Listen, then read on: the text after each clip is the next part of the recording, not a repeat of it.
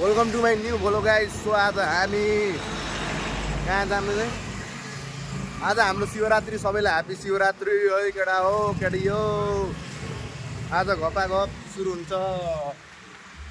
So guys आज हाम्रो यात्रा चाहिँ पशुपतिको, शम्भुको, बौद्धको, टुटेखेल, रामदान सबै रेडियनको पनि यात्रा भइरह हाम्रो।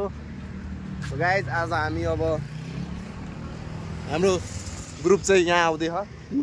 टिम भनौँ न एक प्रकारको। केटाहरू के गर्न खोजेको खास के भयो?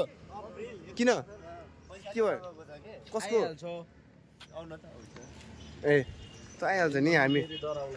सो गाइज अब हाम्रो साथी पैसा लिन छुटेछ। देखियो नि राम्रो क्लियर देखियो कि नै? अनि ह्यान्डसम छु त।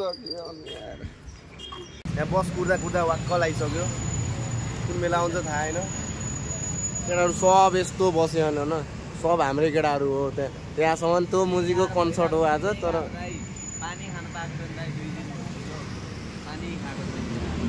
यो अनि बसै पाउन गाह्रो छ। बालेन दाइ यार अलि बसको सुविधा गरिदिनु त यार। यहाँ मर्न लागिसक्यो यार त यार। यस्तो हालत छ।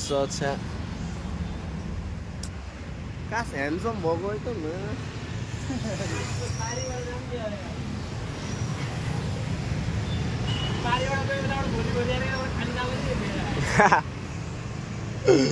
दिन्छ फेरि केटोले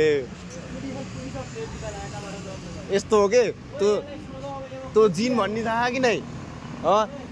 जिन भन्ने त्यो कति वर्षभित्र बस्छ कि जब बाहिर आउँछ नि त्यसले हरेक ओ योमा त खाली हो यार।